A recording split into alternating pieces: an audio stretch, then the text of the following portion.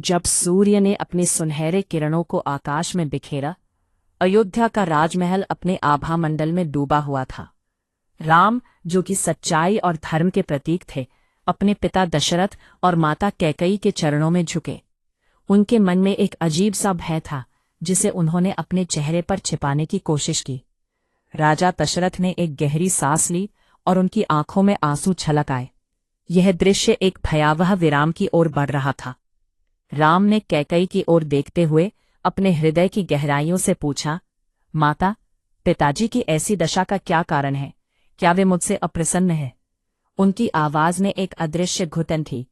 कैकेयी ने उन्हें देखा और उनके चेहरे पर एक अनकही पीड़ा थी, जिसे उन्होंने अपनी आत्मा के कोने में छिपा रखा था। वत्स, महाराज तुमसे अप्रसन्न नहीं है, उन्होंने कहा, परंतु उनके हृदय में एक विचार आया है जो तुम्हारे विरुद्ध है। राम के हृदय में एक चुभन सी हुई। मैं कसम खाता हूं माता, मुझे बताएं कि मैं क्या कर सकता हूं। कैकेयी ने अपनी बात जारी रखते हुए कहा, मैंने पहले वर्ष से भरत के लिए अयोध्या का राज्य और दूसरे से तुम्हारे लिए 14 वर्ष का वनवास मांगा है। यह सुनकर राम का दिल धड़कने लगा। क्या यह सच था? क्या वे अयोध्या की पवित्र भूमि को छोड़ देंगे? लेकिन राम का स्वभाव हमेशा से ही सेवा और समर्पण का रहा था।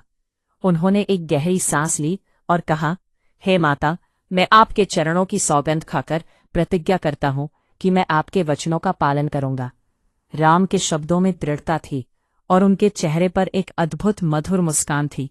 उनके भीतर समर्पण की एक नई लहर बहने लगी। जब उन्होंने अपनी मां को आश्वस्त किया, तो राजा दशरथ ने उनके शब्दों को सुनकर एक बार फिर मूर्छित हो गए।